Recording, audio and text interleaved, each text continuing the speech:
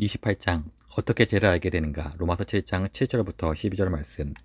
그런즉 우리가 무슨 말을 하리요. 율법이 죄냐. 그럴 수 없느니라. 율법을 말미암지 않고는 내가 죄를 알지 못하였으니 곧 율법이 탐내지 말라 아니하였다면 내가 탐심을 알지 못하였으리라. 그러나 죄가 기회를 타서 계명을 말미암아 내 속에서 온갖 탐심을 이루었나니 이는 율법이 없으면 죄가 죽은 것임이라.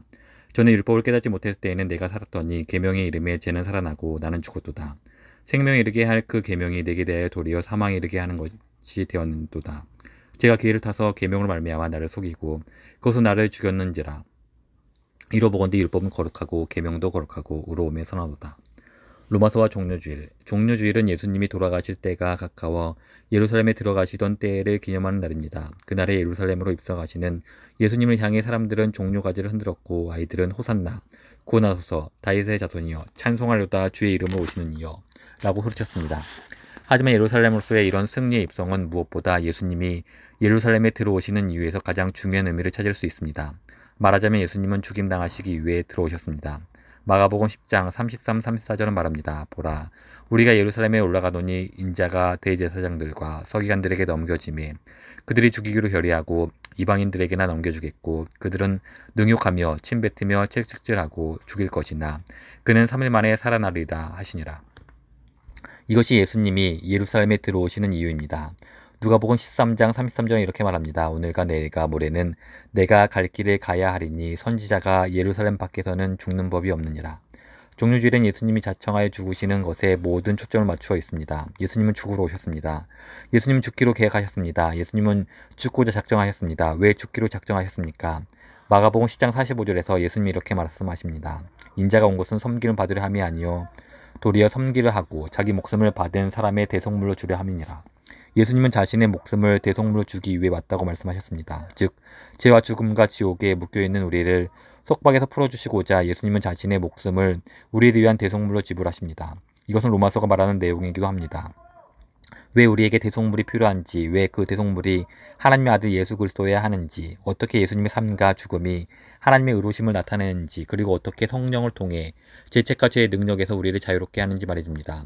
그래서 로마서는 종료주일의 의미와 왜 예수님이 예루살렘에 오셨는지에 대한 해설서라고 할 수 있습니다. 로마서 5장에 이르기까지 바울은 경건치 않는 자들이 율법의 행위가 아닌 오직 믿음을 통해 은혜로 의롭다함을 받는 것에 대해 논증합니다. 다른 말로 하면 그리스도께서는 하나님의 종으로서 순종하여 고난받으신 일 때문에 죄인들이 율법의 행위가 아닌 오직 믿음을 통해 은혜로 하나님과 평화를 누리게 되었음을 보여줍니다. 로마서 4장 5절입니다. 이를 아니할지라도 경건하지 아니한 자를 의롭다 하시는 이를 믿는 자에게는 그의 믿음을 예로 여기시나니. 그리고 5장 마지막에 이르러 바울은 은혜와 율법에 대해 발언한 내용과 관련해 몇몇 청중들과 갈등을 겪습니다. 경건치 않는 자들은 이 은혜로 의롭다함을 얻는다고 말하는 것으로 인해 그가 마치 죄를 용인하고 무법을 초래한다는 오해를 받습니다. 또 율법 준수는 칭의를 얻는 데 필요하지 않으며 이는 율법이 죄와 손잡고 율법의 요구를 스스로 무효화시키기 때문이라는 식으로 말해서 율법에 대해서도 오해가 생깁니다. 그래서 6장에서 바울은 은혜를 변론합니다. 그리고 7장에서는 율법을 변론합니다. 은혜, 죄와 버리는 싸움, 평생 싸움의 토대. 바울은 어떻게 은혜를 변호합니까? 오직 믿음을 통해 은혜로 의롭다함을 받는다면 은혜가 더하도록 죄를 지자거나 율법 아래 있지 않고 은혜 아래 있으니 죄를 지자고 말해도 되는 것이 아니냐는 반론이 있습니다.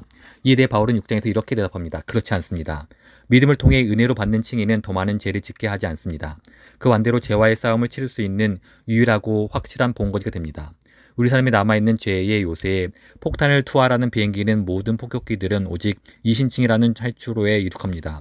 다가올 유혹의 공격에 대비해 우리가 쏘아 올린 미사일들은 오직 믿음으로 얻는 칭이라는 기지에서 발사됩니다.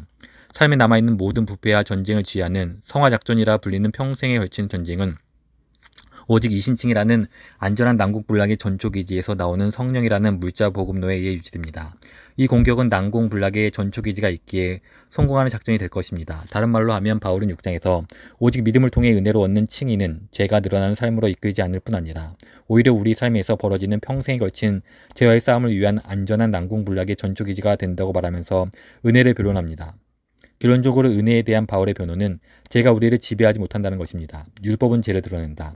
그렇다면 율법에 대한 바울의 변호는 무엇입니까? 하나님과 화목을 이루기 위해 율법을 지켜야 할 필요가 없고 오직 믿음을 통해 이루어지므로 율법은 죄를 일으킬 뿐 오히려 죄와 짝하여 자신의 요구를 무효화한다고 말해서 바울이 율법을 죄로 만들었다는 비판이 있었습니다. 이에 대해 바울은 바울의 변론은 로마서 7장 7절에서 시작되는데 지난주에 이미 이 부분을 시작했습니다. 지난주 7장 7절에서 다룬 관점 한 가지는 우리 죄에 대해 아는 것이 중요하고 선하며 죄를 알기 위해 굳이 죄와 손잡고 실험해 볼 필요가 없다는 것이었습니다. 오늘 로마서 7장 7, 8절을 살펴보면서 율법에 대한 바울의 변호를 더 깊이 이해해 보려 합니다.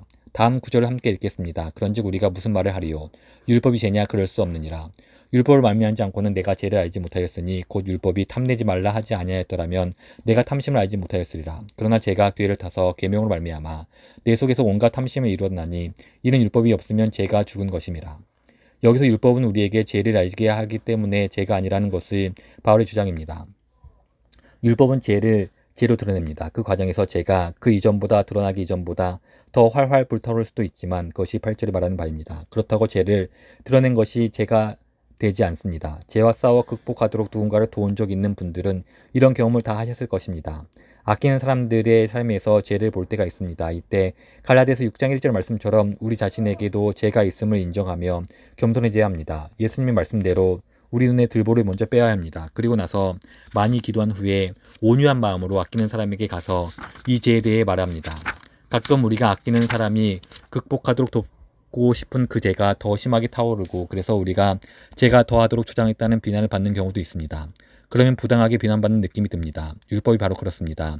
율법이 죄를 죄로 드러내자 죄가 더 타올라서 오히려 율법이 부당하게 비난을 받는다고 바울은 말합니다. 율법은 지약됐다고 비난받거나 고소당해서는 안 됩니다. 8절을 말합니다. 제가 기회를 타서 계명을 말미암아 내 속에서 온갖 탐심을 이루었나니 이는 율법이 없으면 죄가 죽은 것임이라. 죄가 원흉입니다.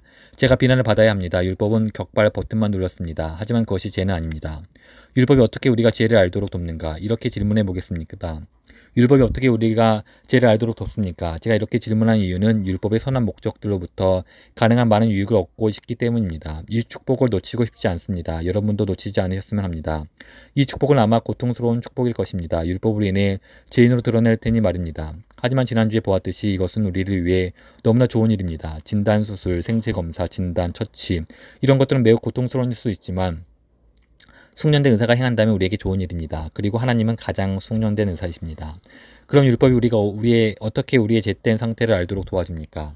우리 죄가 아니라 죄된 상태라고 말하는 사실에 주목하십시오.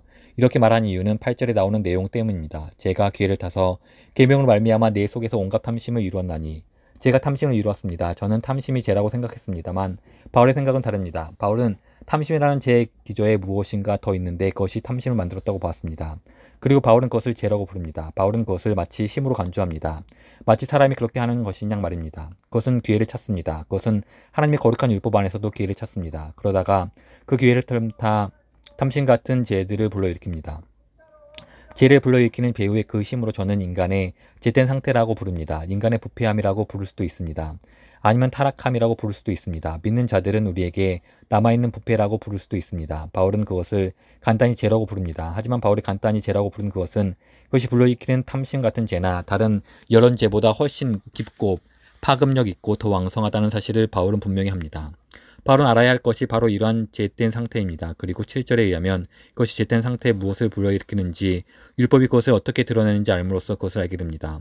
율법으로 말미암지 않고는 내가 나의 죄된 상태를 알지 못하였으니 곧 율법이 탐내지 말라 하지 아니하였더라면 내가 탐심, 8절에 따르면 이것은 죄된 상태가 만든 죄입니다. 를 알지 못하였으리라.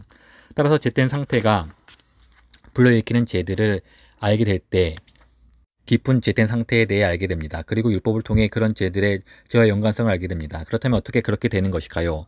율법이 어떻게 우리 죄된 상태와 그 실상을 보여줍니까? 탐심을 예로 사용한 이유. 바울은 10계명 중에서 탐내지 말라는 마지막 계명을 예로 듭니다. 왜 이것을 택했을까요? 그것이 외적 행위에 대비되는 마음의 욕구를 가장 분명하게 다루는 계명이기 때문이라고 생각합니다. 다른 계명들은 행위 이면에 자리한 욕구를 암시할 뿐입니다. 도둑질하지 말라는 계명은 자기 소유가 아닌 것을 원하는 마음의 욕구가 있음을 암시합니다.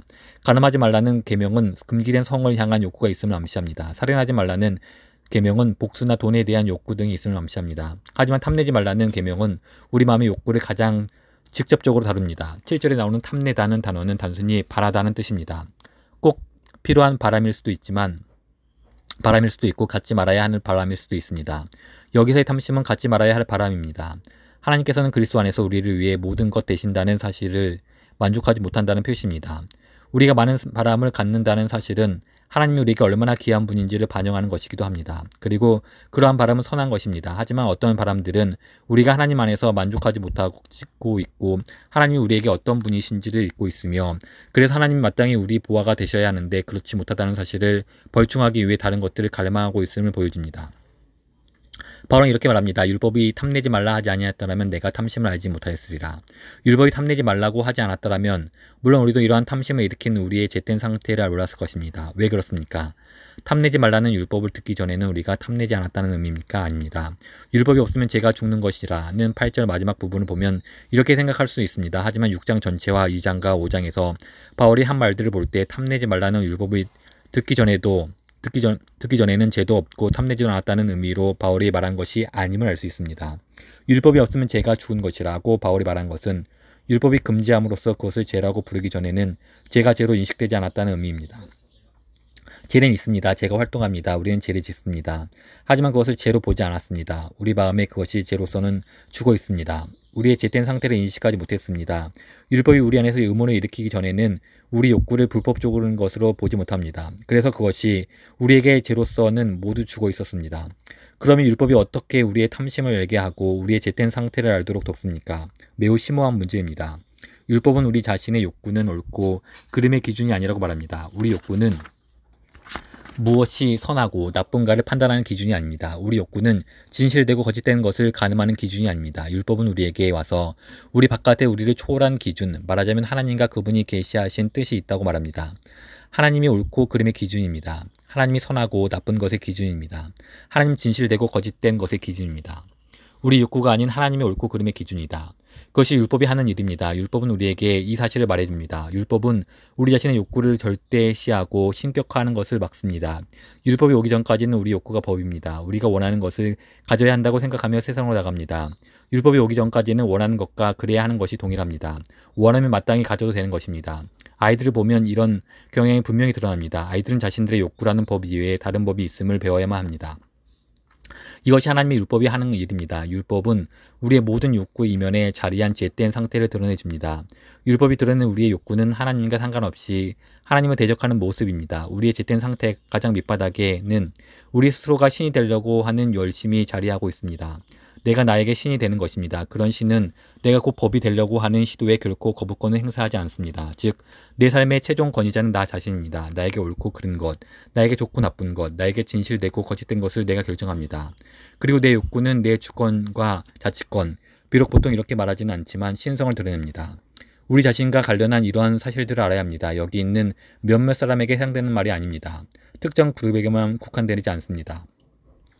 타락한 모든 인간의 실상입니다. 우리가 다루는 우리 자신과 세상이 바로 이런 모습입니다. 그래서 현재 교회와 세상의 모습이 이렇습니다. 바라기는 성령님께서 우리를 겸손하게 하셔서 스스로 신이 되려고 하고 자신의 욕망을 율법처럼 대하려는 태도, 내가 원하면 가져야 해가 얼마나 어리석은 것인지를 깨닫기를 원합니다. 우리는 이런 상태에서 구원받아야 합니다. 그래서 우리에게는 위대한 의사가 필요합니다. 이를 위해 예수님은 종료주일에 예루살렘으로 들어가셨습니다. 이를 위해 예수님은 우리 대신 죽으셨고 다시 살아나셨고 성령을 보내셔서 반역한 우리를 용서하셨습니다. 그리고 예수 그리스도에 대한 믿음으로 우리를 의롭다 여겨주십니다. 구주 예수 의지함이 심히 기쁜 일일세. 허락하심 받았으니 의심하주 없도다. 예수 믿는 것은 받은 증거 많도다. 예수 귀한 예수 믿음 더욱 주소서.